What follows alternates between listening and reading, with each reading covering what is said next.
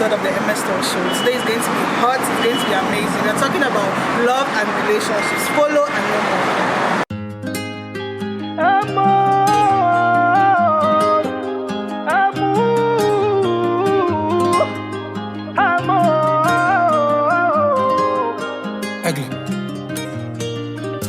Encore une fois, je me livre, mais t'as choisi de me laisser. Une page se tourne. So the first person we're going to have, she's a human rights activist. She is a survivor. Okay, Juven Juliana, please put your hands together for her until she says stop. Now wait for her to say stop.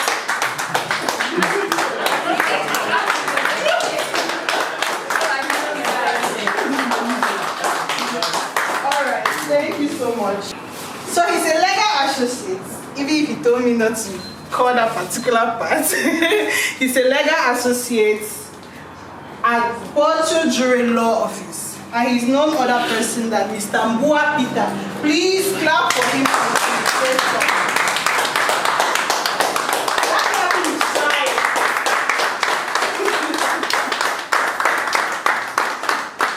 Thank you very much. We also call him Meto Piero. That's how we call him. So the other person, the last but not the least, a very good friend of mine. Very, very good friend of mine. He's a retail sales executive, the United Arab Emirates. He's none other person than Mr. Victor Ebiams. Until he says stop, please. Until he says stop. Alright, now married to two men or what? Yes, you're married to two men.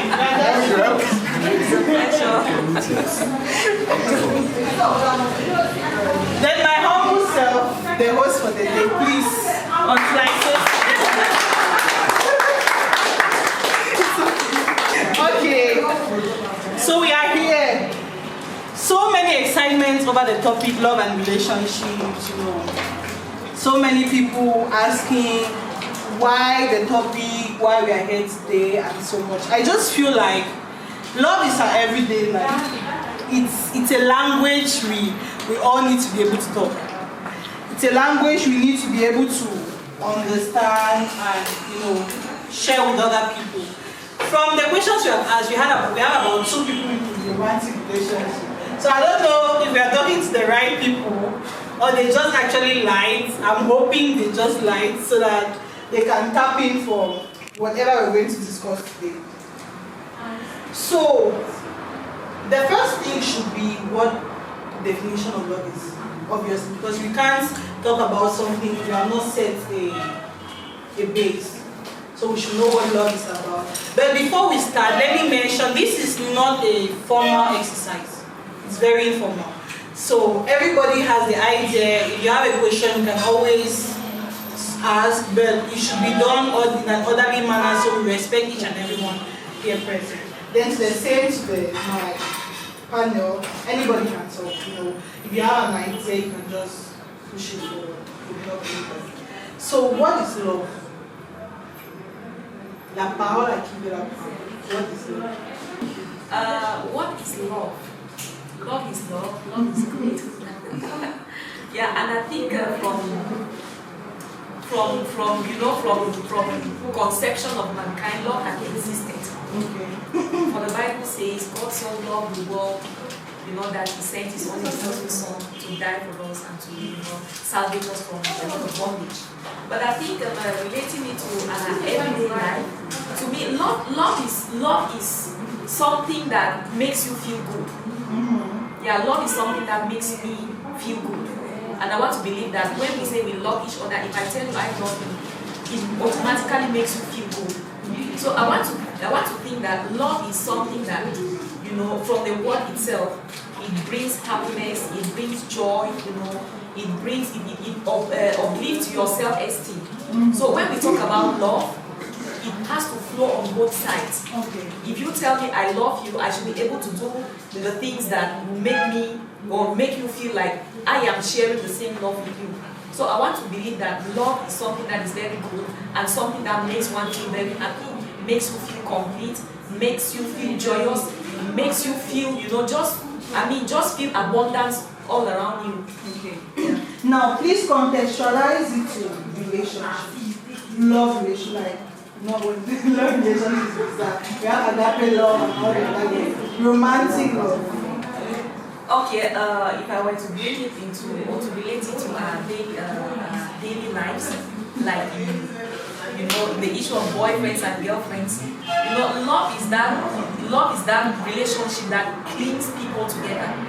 And when we say love exists among the young people, or love exists among the people, it means that that love has to connive, it has to bring people together, make you feel complete, makes you feel, makes you feel joyous. You understand what I'm saying? So to me, in a relationship, in a love relationship, both parties have to express their love towards each other. Okay. Yeah. Thank you. I just want to add something to what she said. I agree with her completely. And before I go on, I think we're just the two of us who are in a relationship. It's definitely we're having a discussion. Yeah. We're excluding all of you. Yes. Are we together? No. Yeah, maybe we're going to learn. Okay. And just to add to what she said concerning love, I wanted to dwell on the issue of the emotional aspect of it. Love is an emotional bond. That aspect of emotion should be underlined. If there's no emotion, we should not be talking about love. We should be talking about something else. There should be that emotional bond that brings people together. It could be the love you have for your mother, the love you have for your child, as well as the love you have for your partner, your girlfriend, your wife. But the underlying concept should be the emotions. If there's no emotion, let's put it aside. It's something else. You are there for your business. You are there for your interest. But love should be the emotional bond that brings people or two people together. That's what I just wanted to add. Thank you very much. Love, for me, doesn't have a general definition. Everybody, if you ask everybody about love, they will give their own personal definition to love. And they will tell you, I love this person because of this, and this. I love. And you see people doing things because of this person, because they love the person. Don't judge them about their definition of love. That is it. So my own personal definition of love that I think I can share with you is that love is a special feeling and affection for someone.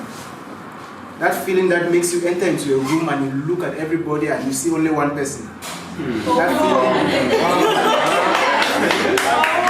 That feeling that makes you do crazy things for one person. That feeling that really brings you towards one person. All your mind, your soul, everything is concentrated towards that person.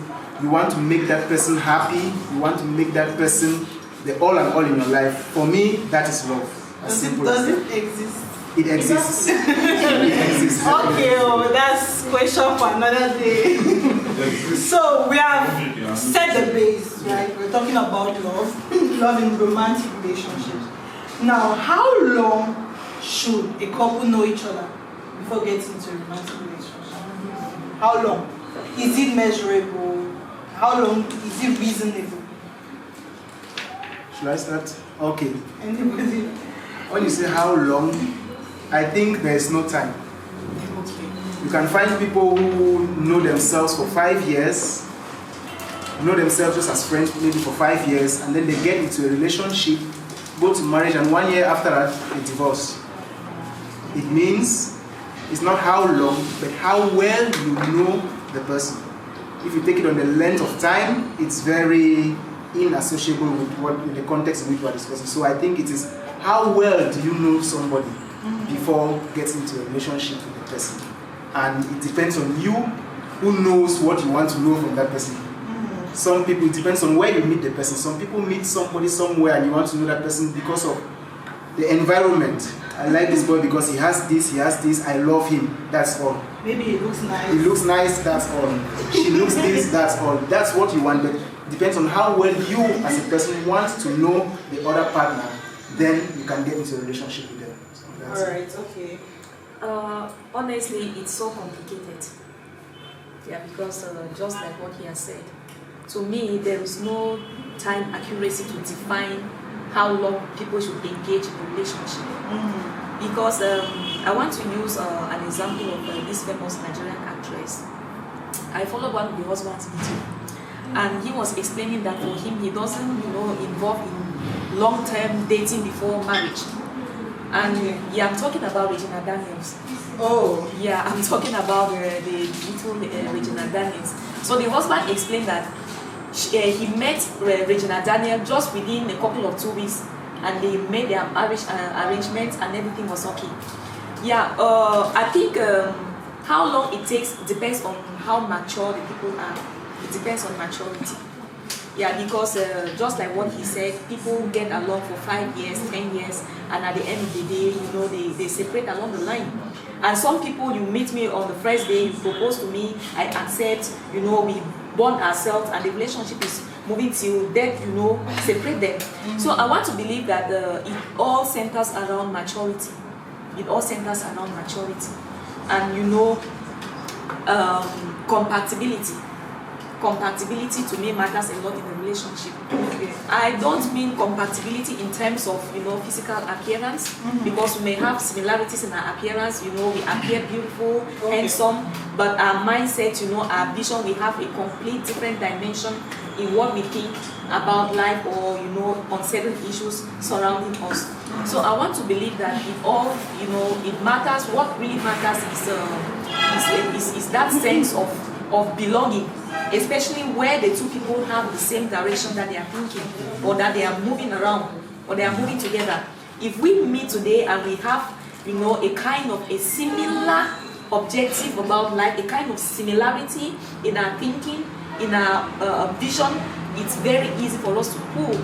A lot of couples have separated because along the line discovered that Mary was this way and John was that way, and because they have different mindsets, different ideologies, they cannot pull, so they separate. So to me, I think it's not just it's all about manifesting maturity.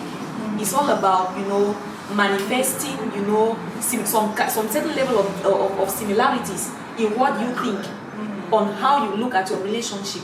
Yeah, that's just but what if, because now you have some people that when they say you see a girl you like or a guy you like, you know what he wants, you behave exactly the way he wants. And there are people who are in marriages, they spend like 10 years. After 10 years, they see the true face of their husband. That kind of case. How do you do? I don't know how I'm going to come in here, because it will make me, say a bit about myself. No, we'll come to your. Okay. We'll come to your. All right. I think, at times, what matters is, for instance, I can be in a relationship with him, and he manifests a certain type of attitude, and I just, it's just normal. And then tomorrow he does the same thing. It gets worse. I say it's normal. And the next time he does the same thing. And I say maybe he's tired. Not really tired, he's going to change. He's going to change. And then that attitude, or that that not keeps occurring and occurring and occurring. Before you know it, the relationship is is a kind of bizarre. But of course you're right. So alright. Yeah. Yes.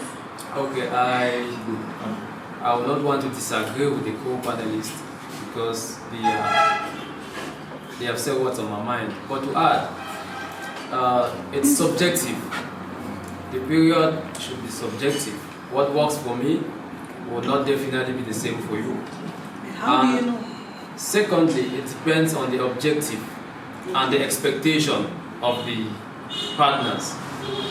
There are some people, they just want to date for fun. Yeah. In that case, I might see you today and we start in the evening. We're already in a relationship. Sure. It happens like that. Yeah. My objective is just to catch fun with you at the end of the day. In cases like that, at the end of 1 or 2 weeks, we're apart.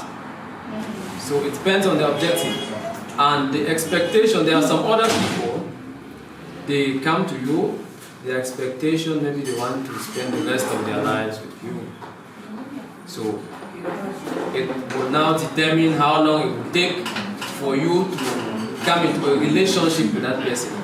If you want to spend the rest of your life with a lady or a guy, you must sacrifice time to study much about the person. So in that case, it might take a longer period. Because you don't just jump into a relationship when you expect to live your life, the rest of your life with that person. It might crash at the end of the day. You want to start discovering some other issues about the person. So it's just subjective. It depends on the objective and the expectations. Okay. Yeah, What about to add to what you just said? I am fond of having discussions like this, especially at the working environment. It helps, boost your energy at times. Just to add to what Barrister just said, a lot of people have gotten into relationships. Is it even relationship? I believe relationships are built within time, right? Yeah, relationships are built within time. situations? Thank you. So most of them are in situations. They are in So situations. those who are saying they are not in a relationship. Yeah, they're in situations. I remember we had a very hot discussion in our office sometime, I think like 2 weeks ago, and one lady just, she just said something, and to me it was like, was she really mad at the time or what? She said she met a guy, they engaged, and not engagement with a ring. They just engaged, they were just pulling along the line. And the guy came over to Boya, met her, she prepared a very nice dish. After the eating, they went into another special night. Yeah, they went into that very special moment, that intimate, and the guy gave it so well. Yeah, the guy gave it so well. She enjoyed every moment of it. The guy gave it so well. She enjoyed every bit of it. I mean to say every little part that too. The way she explains. Yeah, it was like if I had over the next.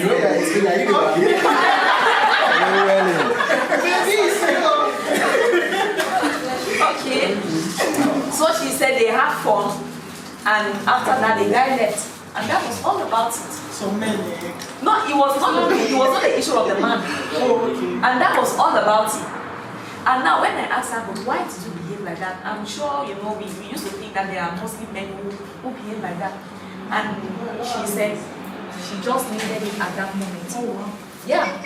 There are sometimes I think we should not pretend here. There are times that you feel like That's all you feel wants. horny. Yeah. Yeah, you feel your libido is high, you feel horny. You just feel like if there's a man beside you, you do your best to have it and to satisfy yourself. It was just a situation that she found herself at that point in time. And after that, the guy left and was calling. He said, "Hey guy, it was a nice time having business with you. That I don't want. Yeah, I think we can call it off from here." So it exists. Better girl. Yeah. So it all depends on situations, just like how bad Situations and and it's subjective, Yeah. But what about love at first sight? That kind of you see a girl, you're like. What about that? Does it exist? It exists. Have you had it? Okay. Okay. You have had love at first sight? Love at first sight exists, yes. Oh, but you have had it? Of course. And where is she? Definitely. Where is she today? Love at first sight is around.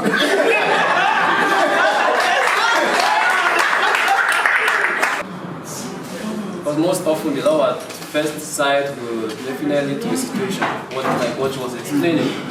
I believe love is something that you build, you construct with the other party, with other partners. So I might see you today and There's a spark.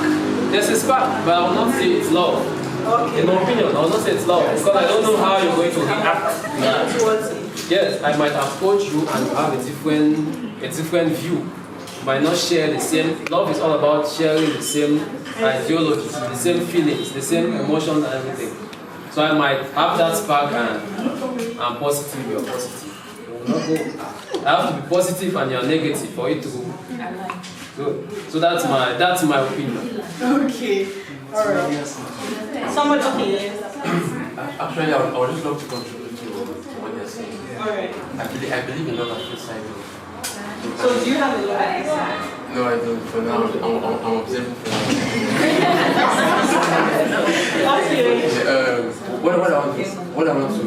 for now. I believe what I will say maybe help to spice up the dialogue a little.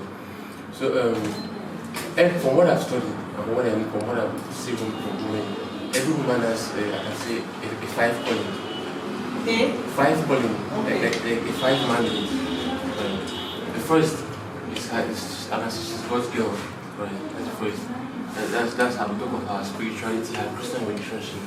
And the second is that of a wife. Okay. The third is that of a mother. Right? The fourth is that of a career and business. And now the fifth now they talk about impacting your society. So for example, I might look at the girls today, maybe she might be, as you're talking now, I analyze now maybe it's fine, and see now. Obviously, I see someone compliment me, I suggest my own vision, so I can talk about love at first sight. Now it can be cultured, it can be cultivated for it to grow in time. The next thing is, we have had a lot of news. So many news concerning the lady, the musician was snatching, that got beaten to death. You know, there are so many stories. I was watching the best status the other day. I saw another one, a lady that was stabbed her boyfriend. The other day in Boyatown, I heard a lady was beaten. Like so many news, like so much. And toxic and abusive relationships are not just physical. You know, they can be emotional. There are so many, like your husband insulting you every day, refusing to give you food, refusing to go out, so much. So how do you identify a toxic or abusive relationship? How can you identify it? Okay, I will have to give some few points about that. Basically, a toxic relationship is an unhealthy relationship.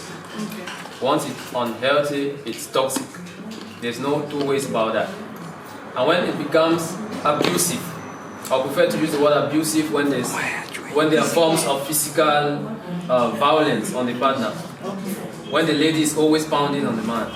I don't want to say the man is pounding. Yeah. It's a possibility. Of course, the lady is always beating the man out. There are strong women out here.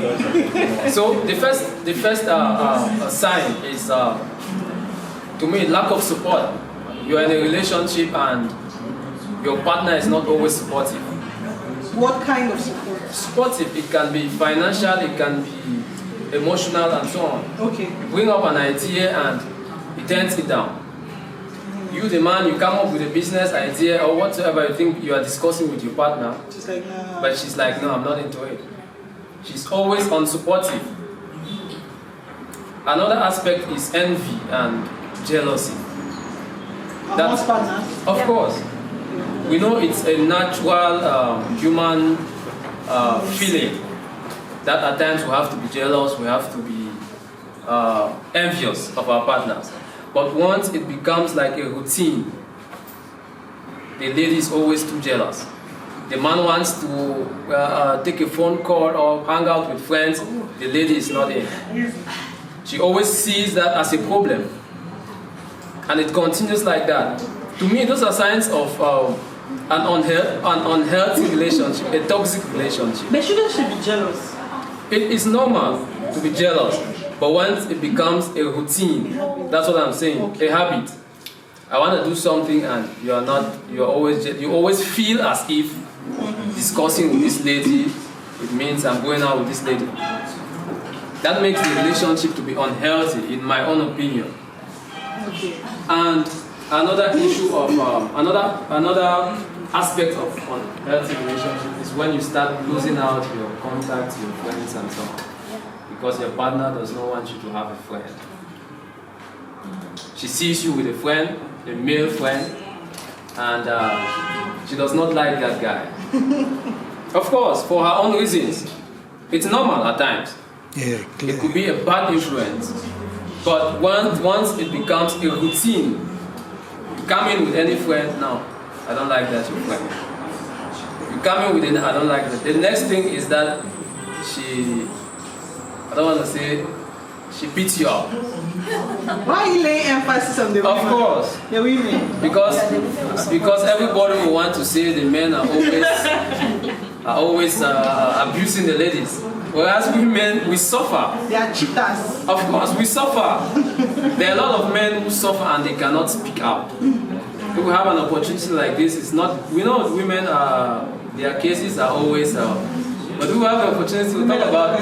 We'll talk about that. So those are some of the issues that I look at and identify that this relationship is it's toxic. And I'll emphasize on the point that once it becomes a habit, those issues that I highlighted, once they become a habit, once they become consistent, now I don't want my guy to do this, I don't give it, I don't support. To me, it's not making the relationship to be healthy. Yeah, I think Barrister just covered everything. He just said everything. Yeah, because if you're in a relationship that is not that one of the partners is not supportive, it's helping in killing the relationship. Yeah, when we are talking about support, it doesn't necessarily mean financial support. It could even be spiritual support. It could be psychological, any positive support that you can think of. Yesterday we were in school, some young students met us on the table and we were discussing. We were just discussing our sex and relationship. And she brought in a very pertinent complaint from another young lady. And this lady said, she is in a relationship and she actually loves this guy so much. But now the problem is, this guy doesn't give her money. This guy doesn't even support her least initiative. The guy doesn't want her to do this or that, but now her problem is where she is completely satisfied is when they are on bed. That's all. And to her, leaving that guy for another person, she feels like she will not be able to meet another guy that will perform on bed just like this other guy. Yes, it's a serious issue. It's very, very serious. And you will see this has actually, kept a lot of girls, a lot of young girls in very toxic relationships. Yeah, because when you think that you will be, if this person behaves like this, you just feel like because you have spent so much time, she said she has spent up to 5 years with this guy. And for her quitting the relationship is like she will not have another person. And how old is this girl? She's just 23, way to 24. And now she's limiting all her potentials. She's limiting, underrating herself because of the man, because of the relationship. And what keeps her in the relationship is because of sex. So he doesn't provide for her because he doesn't have. Not because the guy doesn't have. She says sometimes when the guy offers he pays tax for her, he'll be the one to collect the change. Yeah, honestly. But this one is the acute selfishness. Yes, very selfish. And sometimes when she asks her for 2K, asking for 2K, it's a problem. Urgent 2K. Urgent to you speak like you have been a bit urgent 2K. Yeah, so I mean, to me, that kind of relationship is toxic because the abuse might not be physical, it's psychological. And if she could voice out to seek for help, it means that it was really traumatizing her. So toxic relationships, it can be defined or outlined in so many different ways. And to me, if you are able to identify a kind of an issue in the relationship that you don't feel very comfortable, if you make efforts to change and it doesn't work, to me, Saba, you quit. You have to enjoy yourself, enjoy your life, make good use of your potentials. Don't bury yourself under somebody because you feel like if you leave, people will say this. Yeah, you don't have to. Rather, to me, I believe that young people should focus more on their potentials, on their capabilities, or what they can do best to contribute in creating impact to the society, just like what we're doing here today. Yeah. I also have a little to contribute to that. I think in identifying a toxic relationship, I will not go to toxic and abusive because they are two different things. Abusive is physical. So you already identified by the physical aspect happening immediately. Slap. It happens immediately, abusive, you have identified it. What are you still doing then? That's abusive. I will base the fact more on toxic. If you want to explain toxic normally, it means it's something that's suffocating. If we're in a toxic environment, it means there's a gas you cannot breathe well, it's suffocating. That kind of relationship where when you start engaging in your partner, you see the next person, you move away. You start you start identifying something toxic there. And some ladies or some men decide to stay in those toxic relationships because of their own personal reasons. They decide to stay there. They say, no, I want this from him. Even though he's doing this to me, I want this. He's giving me money. He's giving me money. He's giving me good sex. I want to stay there. That's why. Even for the men also, she's so beautiful. She's so this, she's so that. I want to stay there. But she's toxic. You have to align it in two different things. What you are offering and what she's offering you. If I'm giving you and I'm not getting back, then you should know there's something wrong. There's a problem somewhere. Try to make your partner give back at least even a little percentage. Not much, at least the person should even try. So you identify those toxic things happening in small little aspects, like you wanting to pick up your phone and she's looking at the phone. Or even the guys, not only the ladies, also the guys also. Some guys are very jealous. Give me that phone. Give me that phone. I want to see. Jealousy is not being toxic. But what happens after jealousy? What do you do after that? If I'm jealous, it means I like you and I want to be with you and I want you to be for me and for me alone. Women need security and men are there to offer that security. So the man will obviously be jealous. But what do you do after that jealousy? Do you start telling her that, no, I don't want you to speak to this man again? Do you start telling her, cut off your friendship with this man? When those kind of things happen, that's toxicity. You have to limit them. Same with the women and same with the men. So it goes in both ways. When you identify those little aspects in relationships, that doesn't bring a healthy conversation and a healthy growth in the relationship, it's toxic. Either you trim those toxic ends or you quit it. That takes me to the next question. Because like he said, so many people are into toxic relationships. It's not that they don't know. They are aware. They are fully aware that this relationship is toxic. But they feel like they have so much to gain. For example, if I'm dating a guy, he gives me money. He pays my school fee, he pays my house rent, he gives me clothes, he gives me everything. For example, and he beats me up. Will I go? Will you go or will you not go? You go. Now, there are women that will tell you confidently that they will not shake. Then where will they go to? Will they go and be walking on the streets? Now that's their source of income. Now you understand such women. But now, the question is, what are some of these things that stop people from living toxic and abusive relationships? Is it a society? Is it family? Is it peer pressure? Is it lack of money? Is it that he's too handsome, you're not sure you will ever see a guy that would like you? Or is it that the girl is so nice, she's so physical, you're like, if I leave her, somebody will take her and I'll get jealous. So what are some of those things? I have three points to make. The first, we've talked about that, the benefits. You're in a relationship, no matter how toxic it becomes, just think about what you gain, what you benefit from that relationship. Maybe you're on a monthly allowance from that guy. You're thinking of the fact that, no, I'm not going to leave this guy, and at the end of the day, I don't have my 50K. It's possible. You think about what you benefit at the end of the day. And the second point is for those who are married. Who is married, please? No. They didn't accept. For those who are married and you eventually become married, you think of the life of maybe your kids. Some women stay in a relationship because they don't want their kid to maybe suffer as a result of their separation. So they prefer to stay in that relationship no matter how toxic it becomes.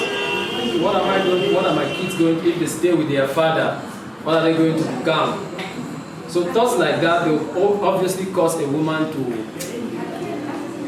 just decide to stay no matter how bad it becomes. And the third point is some ladies, they stay in toxic relationships because of low self-esteem. they believe on their own they cannot survive. If I leave this guy today, who is going to pay my rent? How will I cope with life? Because you don't believe in yourself. I want to believe that every lady, every young man should be, in this our time, should be capable of doing something on their own, should be independent, completely independent. That the support from others, they are just coming in as a support, but they are not coming in as part of your life. So people stay in those kind of relationships because of their low self-esteem. They feel that once I leave, I'm going to crash to zero. That's not the case. So if you are a very strong lady, if you are an independent lady, you are a powerful woman, you obviously want to leave the relationship once it becomes unhealthy. You want to leave that relationship because you believe in yourself. You know that on your own, you are able to survive. On your own, you are going to thrive. So those are the points that I think they will cause some people not to move. Not to move. Okay. Yeah. Just say it all. Basically, that's it. So now I have another question. We have roles. Men and women have their roles. That's what society tells us. And now, for instance, in a house, you're with your boyfriend or your husband or your wife. Who is supposed to wash the dishes?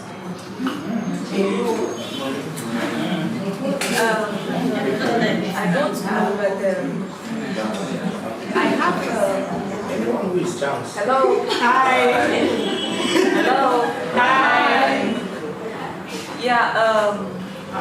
I have a personal belief, which is in every relationship, it's a partnership. If you are in a relationship, it's a partnership. Okay. At the same time, I also believe that as women, we have to give our men a certain standard of respect. You understand? Okay. As women, we have to give our men a certain standard of respect. Women, are you here? Yeah, we have to give a maximum standard of respect to our men. Why? Because the word of God tells us to do so. But what of those who are not Christians? Well, I do not know. I'm speaking based on my own background as a Christian. Okay. Because my Bible tells me that women should be submissive to their husbands. On condition that He loves and respects you. like Christ loved the church. Like Christ loved or loves the church. You understand? Okay. All right. I am speaking on my own point of view. Yes. I'm not speaking your mind, I'm speaking on mine. Should tell us Yeah, our own so point. yes. So what I'm saying is, to me, if I'm the one, I give my man maximum respect. Okay, meaning you wash the Except- dishes every day. I can do it happily, Okay. with no complaint, Alright. except on situations that I am not feeling fine. Okay. He can help, but not making it as a habit that my man washes dishes in the house. What if he doesn't want to help when you're sick? If he doesn't want to help when I'm sick, then it's something else. Yeah, it's something else. But what I'm saying is that what I'm trying to say is, to me, I don't think if you are married in your home, you should. If you're married if you're a married woman, you shouldn't allow your man to do certain things. Yeah, to take it like a daily chores. You understand? Okay. Yeah, it shouldn't be done like a daily chores. Okay. Yeah, you should give some maximum respect to your husband. Or yeah, I mean husband. Or I'm not talking about boyfriend. What and of boyfriend and girlfriend? No, boyfriend and girlfriend, the man can take care of himself. Is this so? Yeah, no, it's not the same. It's not the same. They are living It's together. not the same. Commitment. It's not the same. This is something that we misunderstand. Okay. Sometimes we take the glory that we're supposed to give to our husbands and give to the boyfriend, and then at the end of the day, the boy will leave you and you start and you're disappointed. You understand? So there are certain glory that you give only to your husband, not to a boyfriend. Alright. Yeah. Okay. Anyway, I want to first of all acknowledge the presence of Barrister Kendra. And to contribute to what we are saying, people should understand that doing dishes, cleaning your homes, washing your dresses, we should understand that these are basic life chores. They are not, we should not look at them as being gender specific. Let's move. It's not gender specific. You mean that once you have your child, your boy, at a very tender age, you should understand that he has to do his own best, wash his own dresses. He has to clean the house. He has to cook. We should not ascribe it to women that nowadays and ladies, because there are some, you might have a woman, you might have your wife. You might have your wife. She's not a good cook. Let's be honest. Your wife might not be a good cook. Who is going to teach that woman? Are you going to send her to OSC? I don't find it very proper. You are the one to teach her how to cook. If you know. Because you ought to know how to do those things. So it's not, my wife will not allow me to do those things. Not because I don't want to do them, but that's her own way of. But at times I'll force myself to do that.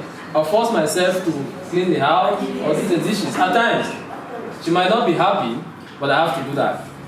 But in my own way of looking at things, in my opinion, it's not her job. Once she's not available, I can do them. I should do them. Even if she's available, I should do them. Even on the daily. It should not be on the It should not be on a daily basis because it depends on your partner. She might not accept. But if she wants you to do it on a daily basis, what is she doing? What's she doing alone? So I don't, on a daily basis, I don't. So it's a partnership. Of course, you agree. Both of you have to agree. At times you do it with a free mind, not because she wants you to do it, and not because you feel it's a woman's job. So that's my opinion. All right, thank you. I have a little contribution to that. I will first of all say, all this boils down to how you grew up. In some families, you see people growing up where the boys never go to the kitchen. The boys never. They don't know anything about cooking, nothing.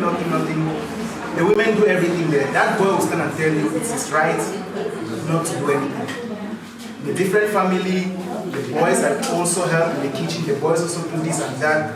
That boy will tell you that yes, it's very normal for a boy to do.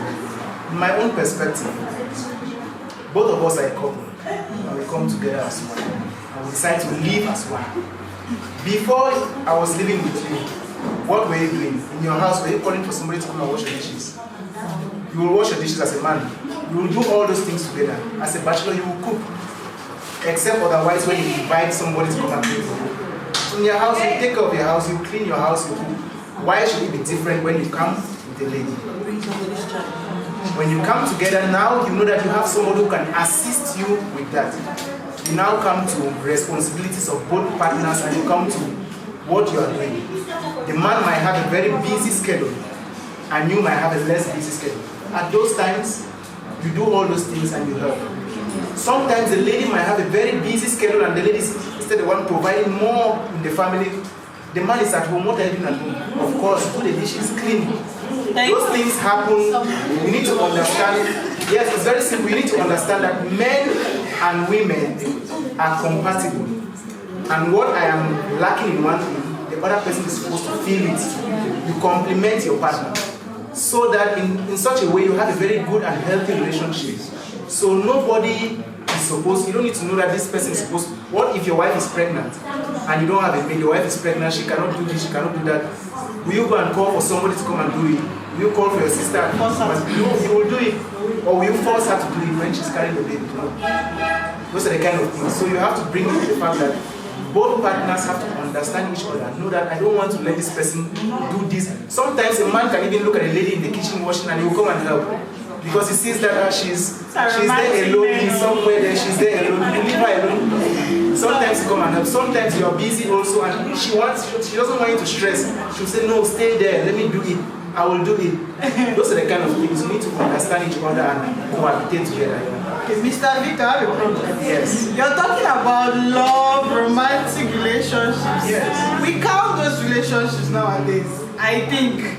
Because you hardly see a man in these days, if he's not, in quotes, a fuckboy.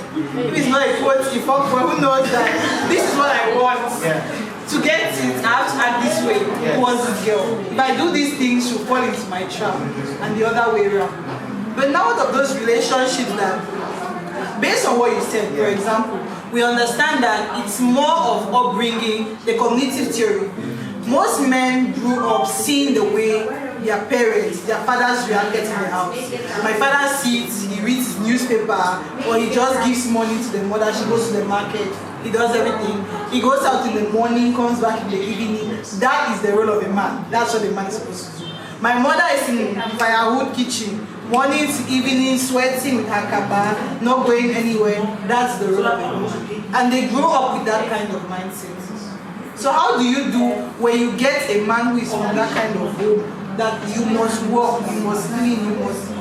Then the man should look for a lady who is not an entrepreneur, a lady who is not active. You look for a housewife. Oh, the shit is narcissistic. Look for a housewife. Yes, look for a housewife. Don't come and meet a lady who is very active in the society, moving up and down, and you expect her to be a housewife. You are diminishing her. Instead, you should help the lady grow. So if you want a housewife, if you grow up in a situation where you are having a housewife, as your mother was a housewife and all of that, look for a housewife.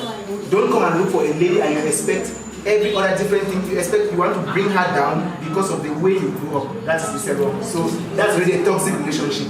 The lady should quit immediately. Yeah. Ladies, did you hear? Yes. So Abdul has a question. Yes, please. I just it's a contribution though. Okay. One thing is just say it all depends on how we grow up. I usually take examples from the community I grew up as a Fulani. I was telling my friend here now that my dad can never wash dishes. I mean never. And maybe it's not, it cannot, it might not be that he cannot, but I think it's the way they grew up. Me now, I can wash dishes, I can clean the house and do it, I'm different. That's the way our mom trained us, but growing up seeing my dad, he cannot wash dishes, like even washing his dresses, maybe the highest he can do, maybe he can take some to prison. But the rest, like it is too patriarchy, you know. They grew up in a society where the men, they are like too superior. They cannot do, it's like a taboo in quotes. They cannot do, they just classify it as women stuff, especially when it comes to the kitchen. They cannot, even when my dad eats, he cannot like, carry the dishes away. That's not his job. So you cannot change him. So as Mr. Victor said, if you want a partner who should behave the way you want, maybe you should look for somebody who grew up that way. And because to change somebody who grew up in another way to live the way you want, I think that's almost gonna be impossible. Yeah, thank you. Okay, alright, yes, Barrister. Okay, thank you so much. I think this is a very important topic for us to talk. My brother talked about Fulani. I've been privileged to live with Fulanis. I think my learned brother there spoke extensively on this issue. There's a generational transition. The way our parents used to look at things is different. I don't think that anybody is going out there looking for a woman who knows how to cook, to clean, and so on. There's a little bit of paradigm shift on these issues. I feel that as a people, as a generation, we have to be very clear. If your wife works with you, you have to accommodate her excess time as well. You will not expect that the woman who goes, maybe your wife is a lawyer, she had plans of cooking on a Friday evening for dinner. At work, something came up, or maybe the court session extended to tonight, you expect her to come home and cook. We have to accommodate that. Nobody was born to cook or clean for the other. That's the basis of gender-based violence in our community. We have to accept that everybody has the obligation towards the marriage as any other person in that marriage. Men do everything there. That boy will stand and tell you it's his right not to do anything. In a different family, the boys that also help in the kitchen, the boys also do this and that.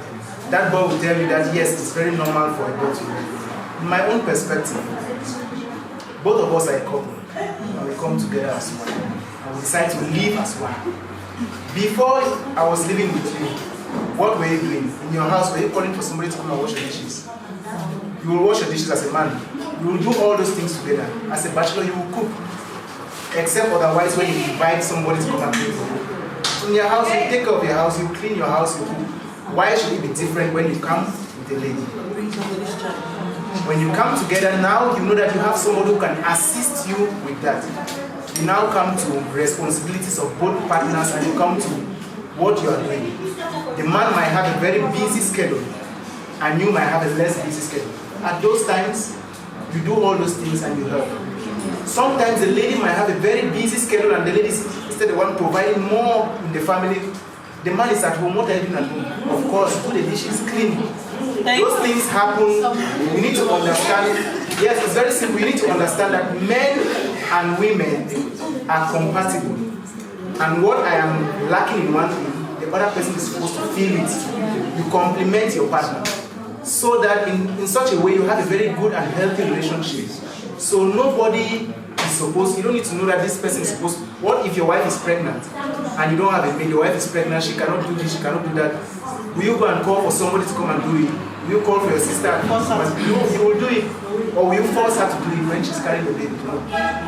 Those are the kind of things. So you have to bring it to the fact that both partners have to understand each other and know that I don't want to let this person do this. Sometimes a man can even look at a lady in the kitchen washing and he will come and help. Because he sees that she's there alone, he's somewhere there, she's there alone, you leave her alone. Sometimes you come and help, sometimes you are busy also and she doesn't want you to stress. She'll say, no, stay there, let me do it, I will do it. Those are the kind of things, you need to understand each other and cohabitate together. Okay, Mr. Victor, I have a problem. Yes. You're talking about love, romantic relationships. Yes. We count those relationships nowadays, I think. Because you hardly see a man in these days, if he's not, in quotes, a fuckboy. If he's not a quotes, a fuckboy, who knows that this is what I want. Yeah. To get it, I have to act this way towards this girl. If I do these things, she'll fall into my trap, and the other way around. But now of those relationships that, based on what you said, for example, we understand that it's more of upbringing, the cognitive theory. Most men grew up seeing the way their parents, their fathers reacted in the house. My father sits, he reads his newspaper, or he just gives money to the mother, she goes to the market, he does everything. He goes out in the morning, comes back in the evening. That is the role of a man. That's what a man is supposed to do. My mother is in firewood kitchen, morning to evening, sweating with her kaba, not going anywhere. That's the role of a man. And they grow up with that kind of mindset. So how do you do when you get a man who is from that kind of home, that you must work, you must clean, you must... Then the man should look for a lady who is not an entrepreneur, a lady who is not active. You look for a housewife. Oh, the shit is fascist. Look for a housewife. Yes, look for a housewife. Don't come and meet a lady who is very active in the society, moving up and down, and you expect her to be a housewife. You are diminishing her. Instead, you should help the lady grow. So if you want a housewife, if you grow up in a situation where you are having a housewife, as your mother was a housewife and all of that, look for a housewife. Don't come and look for a lady and you expect every other different thing. You expect you want to bring her down because of the way you grew up. That's the second. So that's really a toxic relationship. The lady should quit immediately. Yes. Ladies, did you hear? Yes. So Abdul has a question. Yes, please. I just it's a contribution though. Okay. One thing is just say, it all depends on how we grow up. I usually take examples from the community I grew up as a Fulani. I was telling my friend here now that my dad can never wash dishes. I mean never. And maybe it's not, it cannot, it might not be that he cannot, but I think it's the way they grew up. Me now, I can wash dishes, I can clean the house and do it, I'm different. That's the way our mom trained us, but growing up seeing my dad, he cannot wash dishes, like even washing his dresses, maybe the highest he can do, maybe he can take some to prison. But the rest, like it is too patriarchy, you know. They grew up in a society where the men, they are like too superior. They cannot do, it's like a taboo, in quotes. They cannot do, they just classify it as women stuff, especially when it comes to the kitchen. They cannot, even when my dad eats, he cannot like, carry the dishes away. That's not his job. So, you cannot change him. So as Mr. Victor said, if you want a partner who should behave the way you want, maybe you should look for somebody who grew up that way. Because to change somebody who grew up in another way to live the way you want, I think that's almost gonna be impossible. Yeah, thank you. Okay. All right. Yes, Barrister. Okay, thank you so much. I think this is a very important topic for us to talk. My brother talked about Fulani. I've been privileged to live with Fulanis. I think my learned brother there spoke extensively on this issue. There's a generational transition. The way our parents used to look at things is different. I don't think that anybody is going out there looking for a woman who knows how to cook, to clean, and so on. There's a little bit of paradigm shift on these issues. I feel that as a people, as a generation, we have to be very clear. If your wife works with you, you have to accommodate her excess time as well. You will not expect that the woman who goes, maybe your wife is a lawyer, she had plans of cooking on a Friday evening for dinner. At work, something came up, or maybe the court session extended to tonight, you expect her to come home and cook. We have to accommodate that. Nobody was born to cook or clean for the other. That's the basis of gender-based violence in our community. We have to accept that everybody has the obligation towards the marriage as any other person in that marriage. I don't think you doing the dishes is a sign of respect, because they said the ladies that go out and even hustle more than the man.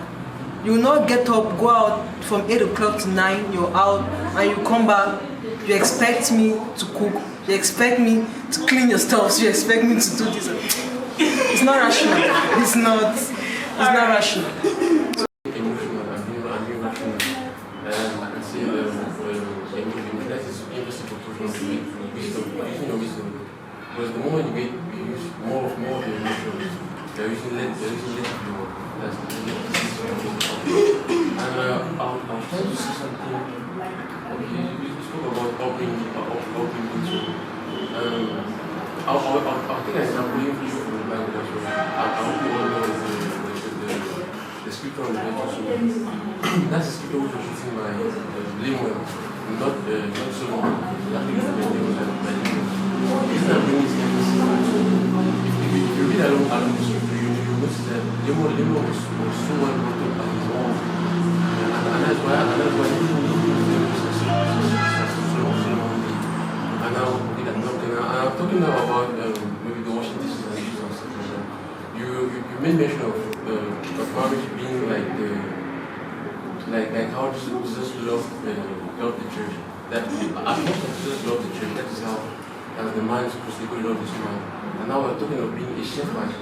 So if you're being a shepherd who loves his flock, right? If you really love the flock that more, you cater for the flock, you shower the flock with so much love. You're not there to judge whether not what it is or not what it is. You're doing it out of love for that particular person. You're just being a shepherd. And also, if I'm to use another example, men are supposed to be shepherds to their wives as well as wives are supposed to be shepherds to their husband. What am I saying to you? Your husband might come to you, for example, posing a problem of infidelity. So at that point in time, you are supposed to be his doctor.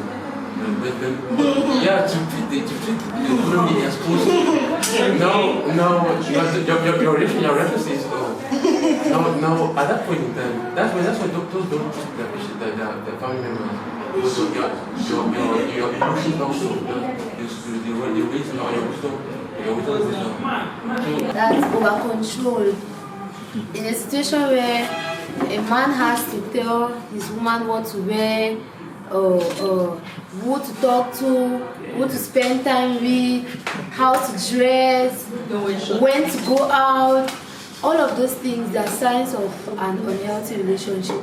Like in the case of this, my aunt, she got a promotion at her job site, but the man in question was like, no, I don't want you to get this promotion because you will not take care of me well. You'll be coming back from work late. I mean, this kind of over control, and that was really like a sign of an unhealthy relationship.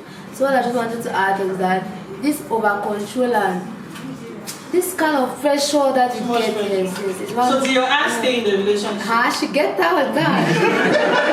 She got out of it. She said, no, it's too much. You cannot be in a relationship where they have promoted you, and instead of your partner to be happy, he's controlling you and telling you no, you should not go into it because they are not going to take care of me. At this level, the partner is can be termed an enemy of progress. Exactly. Yeah. Thank you very much. The causes and everything.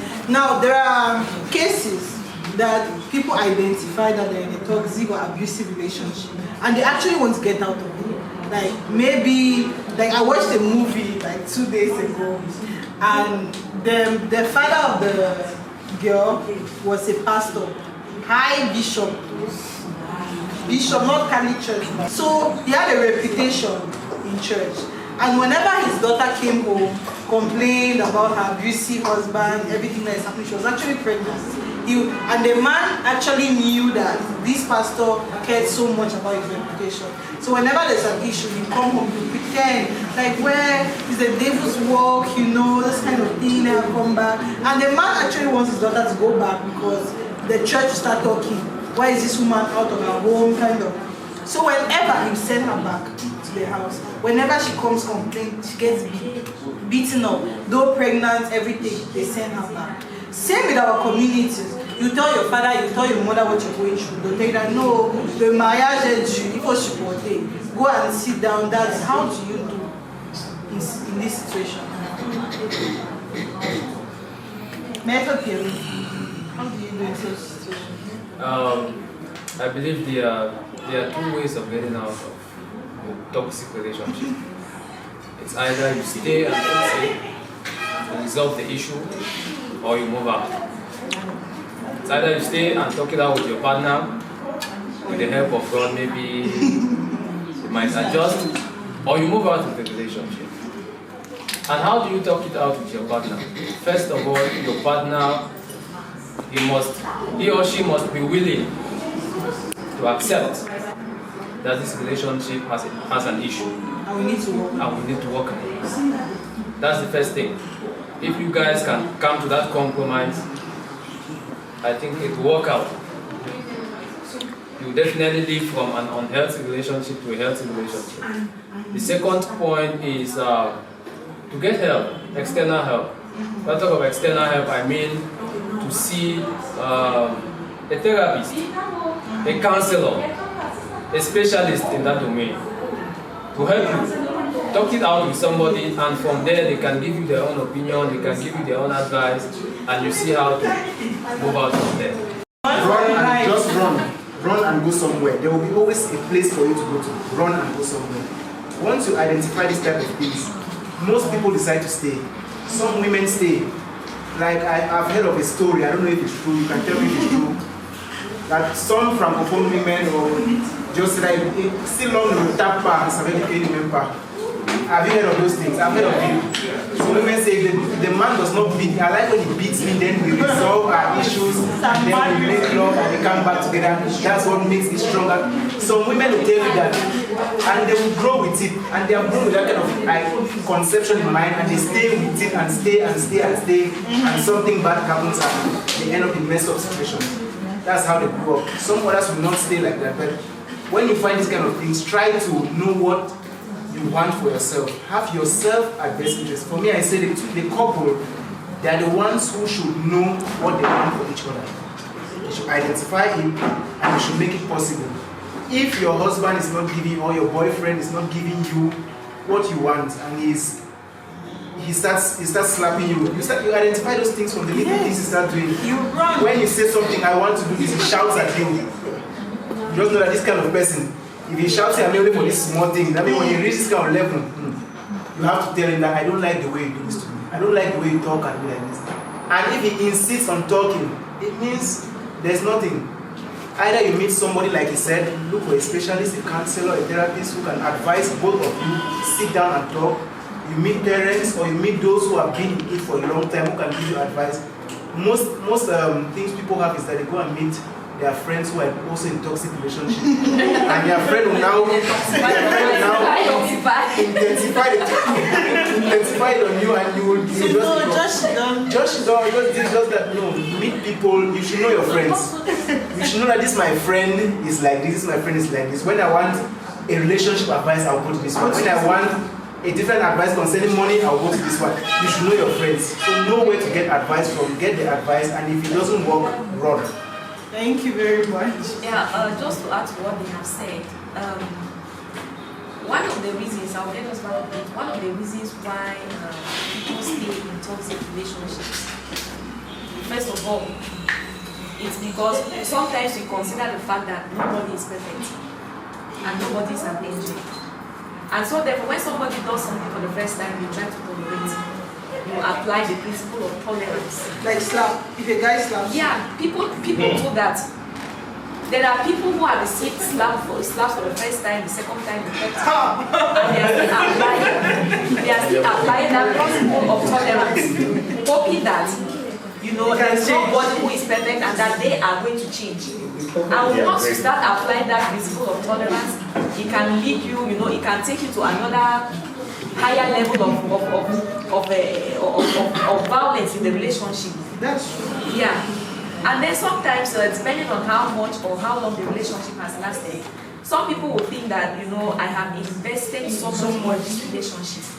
Maybe in a case where you had a guy, a boyfriend or a fiancé, and he supported you in school, and he did this and did that. Yeah, when you feel indebted to yeah, they feel like, okay, this person has over-sacrificed a lot. And when they do, they usually think that at the detriment of their lives. And that's why we have a lot of these violent relationships left and right. And now, how to quit the relationship? To me, it's just a kind of a personal condition. If one has reached that extent that, you find your life at the risk, at the higher risk, of maybe dying at one point in time, if what it takes is just your personal condition to prepare your mind and quit the relationship, when external forces have intervened and there was no fruitful result. Yeah, it's just for you to make up your mind, prepare yourself, and you leave. Because sometimes we ladies, we are like, what am I going to do at the end of the day? This is that we fail to empower ourselves. And when you fail to empower yourself, you find yourself the next day in that situation. You will just feel heavily indebted to that person, and you continue, and at the end of the day, it will take you to the case of Osinachi. Very true. Alright, thank you very much. Now this next question is based on cheating. Cheating has become a norm. It has become a norm in our everyday life. And we have different reasons for cheating. Like people, and we actually back it up and say, okay, because he did this, or because this other person was like this, that's why I cheated on the rest. So does cheating mean love has lost in a relationship?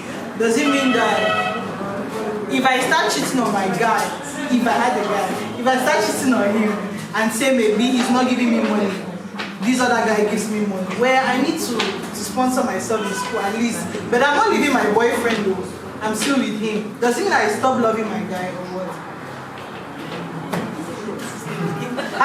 Have three of you ever cheated before? Never. Never? Yes. You need to first of all define cheating. Never too. I'm not saying never.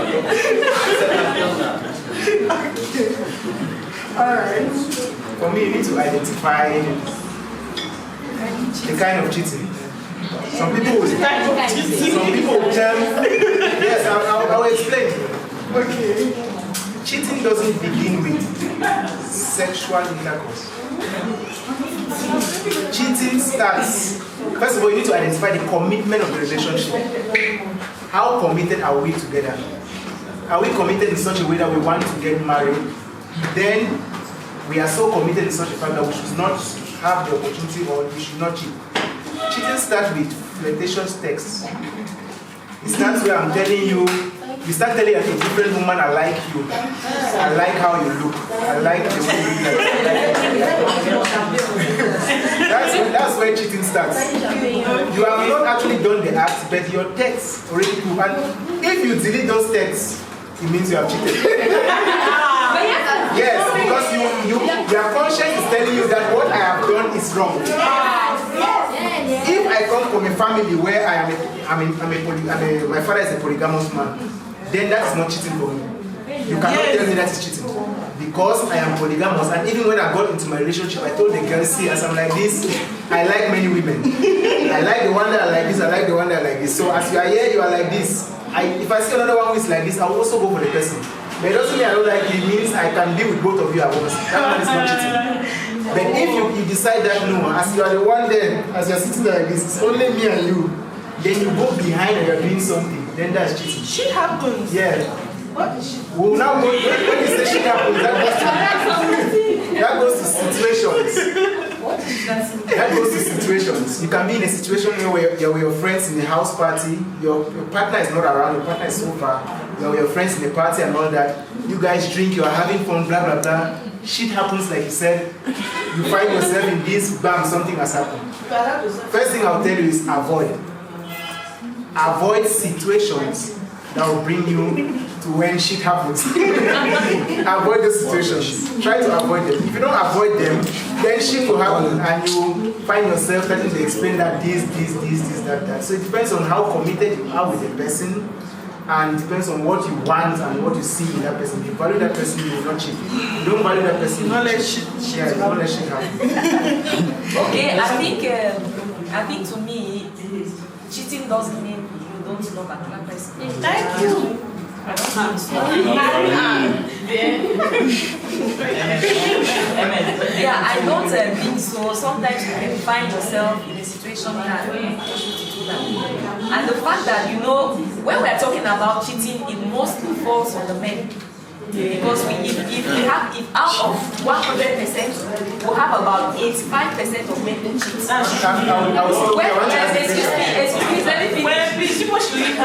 Yeah, I think if we are talking about cheating here, it will fall mostly on the men. Yes. Yeah, because out of like, let's just go on this, you know, on this extrapolation. If we have 100 men, at least 85% are cheating. Who did they cheat with? 15 with women now. They cheat with us women. Okay, and now we have very few women who cheat. And for any woman who cheats, they have their particular reasons they will give you. But I doubt that one. No, I will not miss my words here. Women do cheat. Yeah. Women cheat. And to me, sometimes it's like a culture for men. It's like a culture.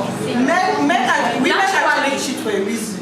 Yeah, women do cheat, but for men it's just like men is just like a lifestyle. It's for a reason. That's a reason. It's for a reason also. Yes. I think the issue is to determine if cheating means the question again. And if you cheat, does it mean does it stop? I think it's on both ends. It depends on the reason why you cheat. There are some men, for example, they have this urge for their desires are so high. They want varieties. They are curious. They want varieties. Maybe your lady is a missionary. She's a missionary, so You want something else. you want something else. You want something else. Teach her. I saw someone. I'm coming to that. What if you cannot teach her? No, you find yourself. Your lady is a missionary and you want varieties. The one that was 96. Of course. You'll be pushed to do something else. You go out and do your stuff. It does not mean you don't love that lady. Maybe. To an extent. No. Did you tell her? To an extent. I'm coming. You are still comfortable with her. She's still your girlfriend. She's still your wife. But because of you are comfortable with her missionary objectives. But you want more. But you want something else. And you are still fine with her. There's still some degree of love. And there are instances where cheating will mean it reduces the love. For example, once you are falling out of love. Because we must all admit that on the first date or the first day, the percentage of love that we have is too high. Yeah. As compared to once the relationship is going on. And if you are not too committed, as it dies down, you'll be forced to go somewhere else to rekindle that feeling. Once you step out, once that's the objective, I want to rekindle the butterflies in my stomach. You go out and get another lady. automatically the one in your house or the one you're having a relationship with, the love percentage drops. So in that instance, your cheating has led to a drastic decline in love. Alright, this question is an aside, but it's something that most people talk about. And I really like to know, I don't know about others. There is this statement that cheesers, or how do they call them? Side chicks help spice marriage. That's what they say. That side chicks spice marriage, because whenever you have an issue with your wife, you go and meet her. She's cozy, she's nice, she gives you everything you want, and when you go home, you're fine. You're nice to your wife because all your anger has gone away. Is it true? Some people, for the aspect of side chicks, that's why we call them side. They are the side. Beside. They are beside. People accept side chicks, especially women. Some women will say, I don't care if he has different, blah, blah, blah. I just want to be the main one. I just want to give him my respect. Some women will say that they are very fine with it and they'll be happy in the relationship, they don't care. Others will not be. I'll bring it down to the fact that, for example, while growing up, if you had so many women, if you dated so many different women, this one gives you like this, this one does like this, this one does like this. You have experienced a whole lot of varieties. And then now they tell you, just imagine you having DSTV watching 100 channels all the time, then they come and tell you watch only CRTV. They tell you you have to watch only CRTV now. That's for example, yes. You have to watch now only CRTV. Does it mean that you will remain there or you will leave there? I would define marriage or relationship as chewing a chewing gum. Once you start chewing it, it is very strong and sweet. The moment you continue chewing it, it becomes very soft. What do you do after it's soft? You throw. But in marriage, you're not supposed to throw. Take sugar and put in your mouth. As you chew the sugar, it becomes stronger and it becomes sweeter. That is for those who have decided to go into committed relationships. So the side one, those who decide to go into committed relationships, forget about the sides. Those sides are distraction. Those sides instead bring more harm to your relationship. But if you are somebody who is not really committed in your relationship, then those kind of men, or even women have side guys. Yes. Those women will also go to their side guys because you are not giving her what she wants. Exactly. At the beginning of the relationship, communicate with each other. Communicate on what you want in that relationship. Maybe I want this. If you don't give me this, I'll go somewhere and find it. If you want don't think that you're the only fine guy around. Many other men are also sliding into the girl's DMs and talking to this. So you should be able to give her what she wants, and she should also be able to give you what you want. If you don't have it, that's what will lead to the situation where people go to the sides to get what they don't see in their relationship. If the men are still if the men are still Okay, so now let's okay, barrister. No, actually, I think he was able to balance it at the end because when about side is as if men have normalized it. Yeah. I wanted to put the question to him that what if your wife too wants to watch their own DSTV the way you want to watch it? Because men feel that cheating is some privilege that is reserved only for them. Yeah. Whatever thing you want to do in a relationship, you must put yourself in the lady's shoes. What if the lady was to do what you are about doing? I feel that in relationships, let us try to balance everything. And sorry to take us back, on the other issue about the father sending the daughter back because of societal pressure, we want to advise parents that it is better to have a divorced daughter than a dead daughter. Yeah. Gender-based violence is a big issue, and we have a lot of women who have either lost their beauty, some are dead, and so on. And what happens? Before your funeral, the guy moves on to the next guy, to the next woman. So thank you. Thank you so much. So now, this is the phase for experience sharing. And we're going to start with Miss Juliana. She has her experience to share with us. But then it's not going to be limited to her. Any other person can have an experience he or she wants to share. It must not be in an abusive relationship. It can be in a love relationship. I'll share mine as well. I know there's so many people that want to hear. But we're going to start with Miss Juliana. Please tell us about, she's, like I mentioned earlier, she's a survivor of domestic violence. So you can tell us however you want to tell us. We are willing to hear.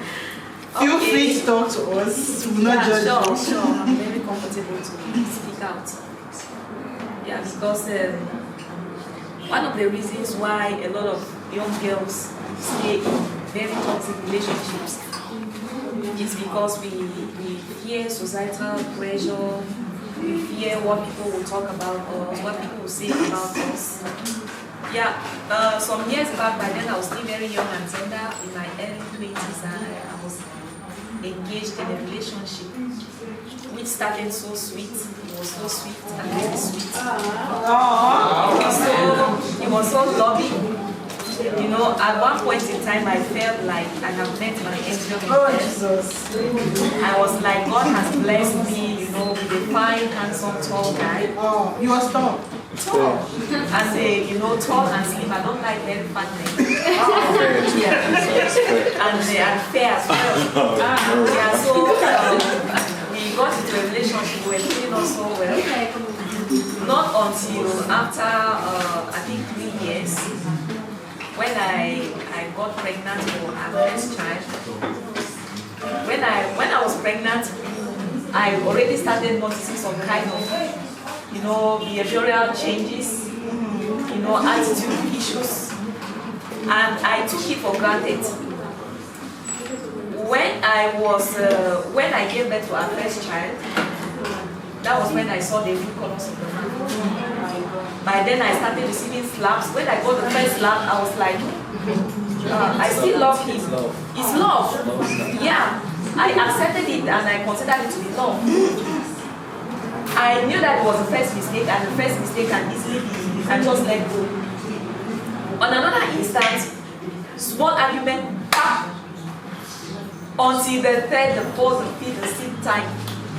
And it happened when I was big. It happened up till the sixth time I was already pregnant for a second child. And before I got pregnant for the second child, what made me discover that I was pregnant was when we had a very, you know, not even heavy debate, was just a kind of mild argument, and he had me well beaten. And I left and I went to a friend of mine. One early morning I felt, you know, my system was so funny, and I said, look, the friend told me, could be that Juliana, you're pregnant. I said, is it my first time? It's not my first time of being pregnant. She got me a pregnancy stripe, and I did everything and realized that I was pregnant. At first, by that time, I already made up my mind to quit the relationship. And when I realized that I was pregnant, the first thing that came to my mind was, I can just easily abort this child. But after a while, something told me, just be, don't do anything with the innocent child. I kept that pregnancy. The 6th month of that pregnancy, that was in 2014, October 2014. By then I had enrolled for my postgraduate studies at Canada. So we had a very slight argument, and he had me well beaten with pregnancy of 6 months. By then I was like, okay, this is time for me to act. But acting within that time, I was still very timid, you know, and still feeling like I'm still in love. After receiving all the abuses and whatever. And then sometimes, you know, it had to do with church. Church would tell me, you know, if you... Better for once. By then we were not even married, you know, they would even threaten me, if I leave the guy, I will die and stuff like that. And I was like, I buried myself under that fear. So I got to the state council and I reported to, by then the able Madam Chibili, and the guy was relocated to the state council. And even when she wanted to, like, what you have done is criminal and you have to face the law, I was still like, well, so what happened was he had to sign an undertaking that as we go back on that day, he has to maintain peace and stability and whatever. And I gave birth to our second child. And by then he could not easily just carry his hand to slam on me. But then other forms of violence, you know, erupted. There are those ones that will be emotional, that will traumatize me and all whatnot. So we pulled, and in 2016 we had to tie the knot with the child. By tying the knot, I knew that it was going to be, you know, as easy as maybe it was like by then we were still dating and by getting married. Now, the reason why I'm just saying some of these things is because I just want to help some of us to think of some of those kind of relationships that we find ourselves. Because you can be in such a relationship and you think that by doing this is going to happen, and it will limit you from taking an action that will, remedy the situation. So when we signed in court, we were living together, but then,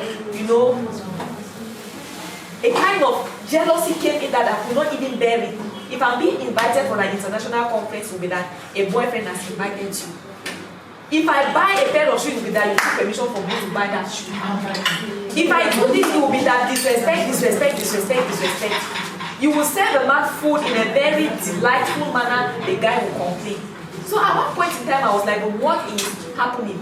If you don't feel comfortable, let's quit the relationship. Yeah, it was by then that, it was like my eyes just suddenly opened. And for anything that he did to me, I will make sure that I strike the balance so that he will feel the pinch of what he's doing to me. But to cut the long story short, at the end of the day, it did not end because I had to leave. And this time around, when I was leaving, I had to leave with 2 months pregnancy. Yes, for the third child. I had to quit the relationship with 2 months pregnancy. By then, my life was really unstable. My life was risky. And at this point in time, the church have said this, that, said a lot of things that if you are not strong enough, you will still bury yourself in that kind of a violent relationship. So at this time, I had to quit. And I want to make this very categorically very clear. When you want to take such an action, you have to pay for the consequences.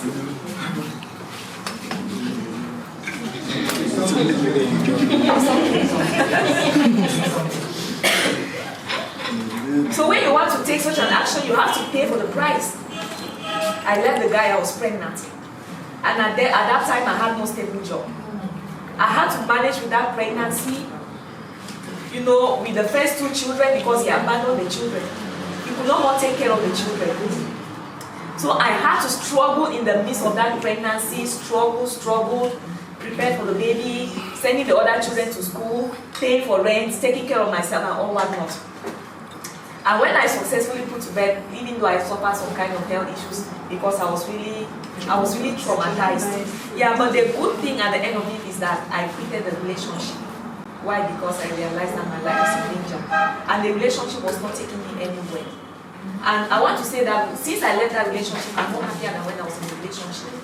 Yeah, so sometimes we should not just feel like if you quit a violent relationship, it's all about it. I used to say that sometimes marriage is, when you have a successful marriage, it's like a special grace upon you. And for you who tries and it doesn't work, you quit in order to keep your life and to stand by your children. Yeah, so I think basically that's just all. Thank you.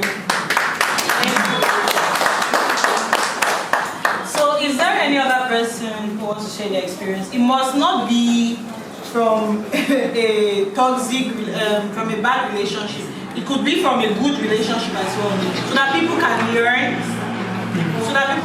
from it, or any other thing that could help somebody based on relationships and love.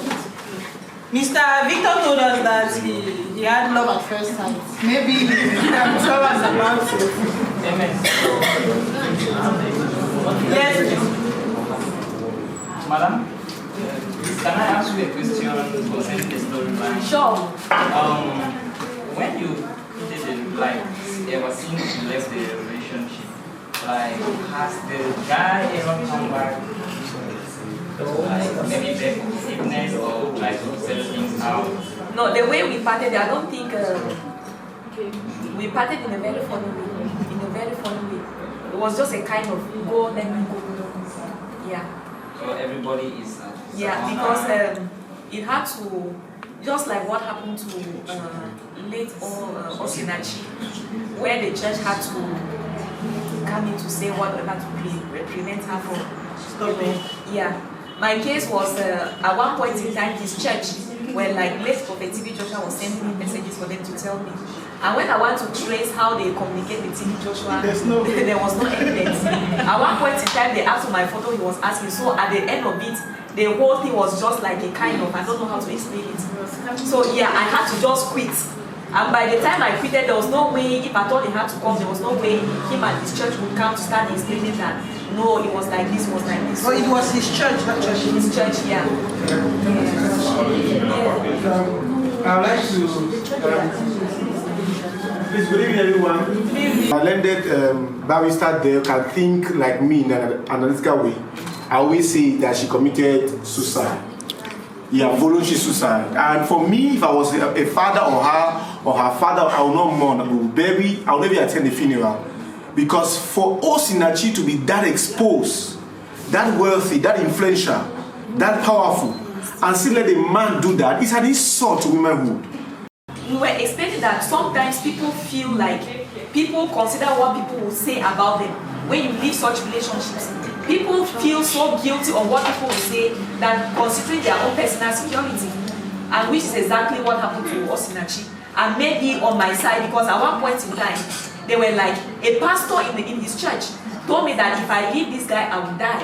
And because of that, I had to, I was really brainwashed. I was living in fear, thinking that, okay, should I leave this guy and then die, when I'm still very young and very, yeah, not even the children, I still had a lot of things to do, so should I die? So, it kept me in a lot of fear, So sometimes people just feel like, if I quit this relationship, society will have a very negative perception about me and will make them to stay in such abusive relationships. And if you die, they'll still have all. And when you die, they'll still stay. So, yes, very strange. Yes, to share. I believe our point of discussion is to enable us to learn from each other and then seek ways to provide solutions to some problems.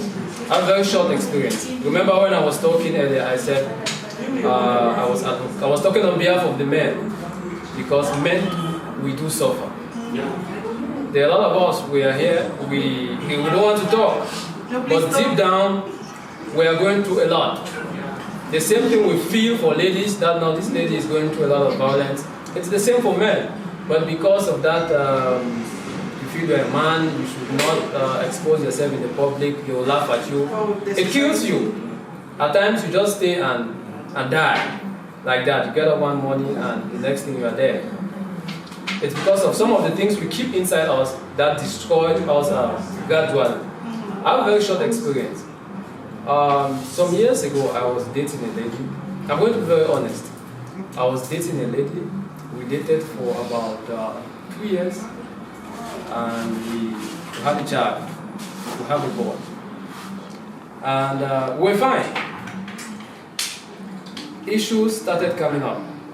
I don't know from where.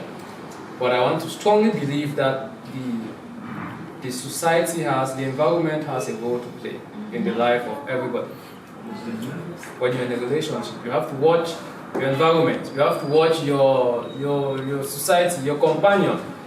So this lady, we had some distance. We were not really close because I was in school, but most often I had to spend time here in Boya. So she used that against me to get into another relationship. I had a house. I was staying here in Boya practically. When I'm not, she's in the house. She does her things. I noticed from the beginning. But, at that time, we learn every day. There are some issues that come up to teach you some lessons. At that time, I felt like, I'm a man. Let me just swallow it. I didn't want to talk to people. I didn't want to bother anybody about my issues. She was having an affair with somebody, just a neighbor. Each time I go out, maybe I travel for a week, the guy comes into my house and stays in my house. My neighbors were minding their business, just like my brother was saying. They were minding their business. When I'm here, I don't know how guys around and I'm the only one. Whereas, something is going on behind my back. Once I noticed, I tried to talk about it. I tried to talk with her. I was in a toxic relationship, let me use that word, because there was a lot of disrespect, there was a lot of lack of support and things like that. So in a nutshell, there was a day, it has been going on for about a year. Wow. There was a very fateful day. I came to Boya. She was unaware. I came to Boya and I got to the house. I met the guy in my room on my bed. I'm very honest. You know, I had minimized these things because I thought men should not put themselves in that kind of situation. I went through a lot. And once I met that guy, you know, everything was in my head. But thank God, I had to control myself, and about 5 minutes later, the guy went out. That's how we ended. That's how we ended a long relationship with a child. We ended. And what I'm saying is that situations like this, they can kill you. Not just for ladies, for men, they can kill you. Because you don't want to talk about it. At that instance, you might develop a heart attack, or you might develop a kind of internal disease that might kill you in the next 1 or 2 weeks. But we don't want to talk about things like that. So once we have opportunities like this, we should talk. It's for the gender, it's not for the ladies, it's for the men. Men do suffer. And once we suffer, we are also entitled to solutions. So that issue, it was a very bad experience, a long time ago, a very, very bad experience. And each time I look at it now, I say to myself, maybe if I had the opportunity to talk to somebody, we would not have gotten to that level. I would not have been in that situation. Or maybe the day I met them in my house, I would have maybe killed the guy or the lady, and why not? Or get into more serious issues after because of the act. So once we have issues like that, you're in a relationship which is unhealthy, talk to somebody. Seek for means to leave the relationship if possible, before it gets to a stage which will kill you.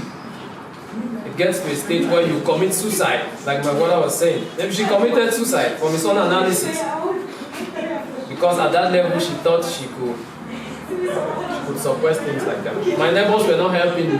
They only told me after. Would you have wanted they tell you? Huh? Would you have wanted they tell you? Why not? Okay, in their shoes, would you have told your neighbors? I would have talked to them.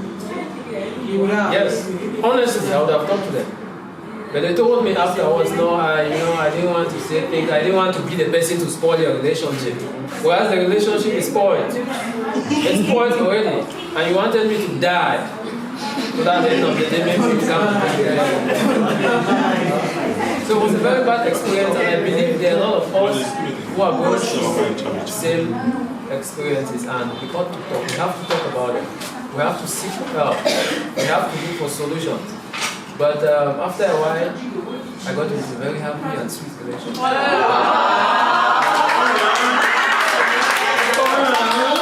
That ended to marriage.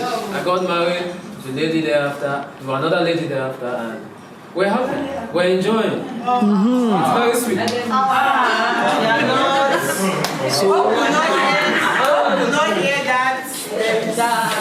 So I just wanted to share this experience so that it can inspire someone. It can not just for the guys but for the ladies. That each time you go through a situation like that, it's good to talk it out.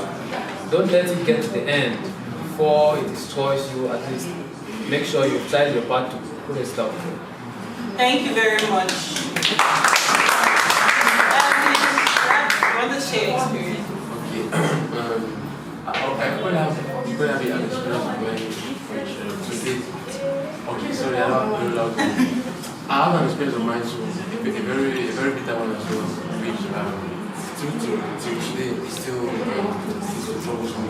Though maybe when they thought I wouldn't this many days or deep within, it troubles me a lot actually. So it dates back to some years ago, around 2018, 2019. So when you mentioned that we are very careful about our environment, it's very social is very important. I for one, I'm not growing up. I don't take that enough. So So it's an experience of strange. I didn't have any experience of it. So around 2018, so I had this friend of mine who was like the big one time who is very expensive with everything you know. So I met him and I was like, hey bro, we need to maybe connect you to myself. So he said no club actually. So he said no problem. Then and then this is good. What the thing I was like, I have someone I want to play, so I put this name in. She said yes, so wait, I can play. So I was like, he didn't tell me that just go put your perfume and something to happen. I was like, that's it. He said yes. So in that same evening, I met the girl. I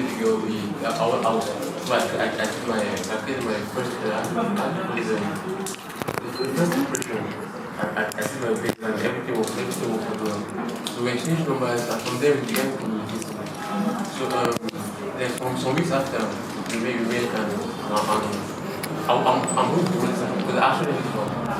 So we got intimate, she got pregnant. So it just happened that the same moment in which she got pregnant, I was going through other problems as well. Because that same year, after my father was going through some surgery. At school, I was doing professional masters in quality control, and I was told to review. I didn't see myself being against 50,000 pounds in the masters, and I that then I put again with pregnancy. So I was shocked of. So then in that period, I actually wanted to go to there was no way I could control myself, keep smiling face, doing the pain and control. So once then luckily enough, I tried everything at home. But it's a day, it's still a period I wouldn't forget because that same period I found on the script of people I feel sometimes. It was romance a Tuesday. You see, and we know that everything God works for the good of those who know Him and who are going to school. I got the paper and I so much believed in it. Then I decided to show my friend because I knew it was a friend. Though I don't the whole thing anymore. I put myself in that situation. So how was I going to get out of it? Okay, I would like to share my love at first sight. I would like to share my own experience, and I'll call it love at first sight. Wow. Yeah. At that particular time in my life, I just came out from a failed relationship, and I told myself I'm going to stay for at least a year alone. So I build myself and grow. And I focus on myself. And after a year, I had 3 ladies I was eyeing. Yes. I had 3 ladies. So I had 2 at first, and I was saying, which one should I go for? Should I go for this one or go for the next one? And one day, I caught my eyes on somebody. As simple as the person was, I just caught my eyes on this person. And immediately, I said, this is the person. Oh, whoa! But we started in a way that I told her friend, because I play the piano, I teach piano. So I told my friend to bring my friend to come. My friend was coming from piano classes. And one day my friend brought her for that piano class. And after that, I didn't want my friend to come again. So when my friend is coming for the classes, I'm like, why is this girl coming? And that is how I started, and I became friends with her. And I became friends for almost a year, I think. We became friends for almost a year. We were just friends, normally talking. And after a while, something happened and we got into a relationship. That was 2017. From there, we were in a relationship for 2 years, and in 2019 I had to travel out of the country.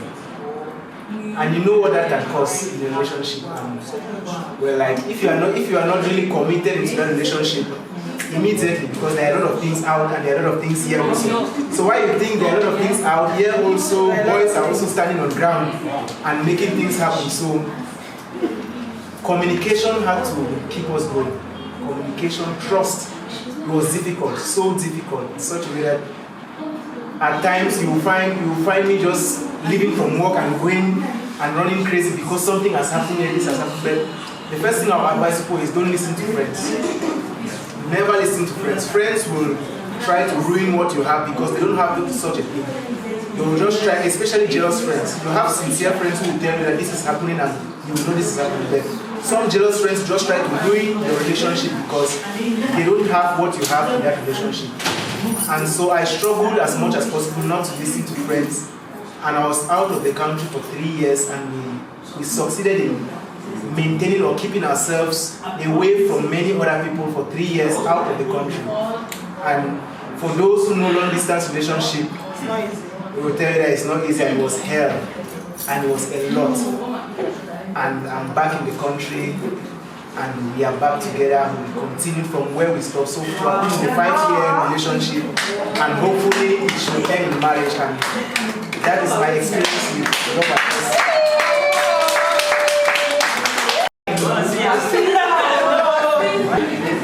What are the tips you can give to everyone here present for a healthy relationship?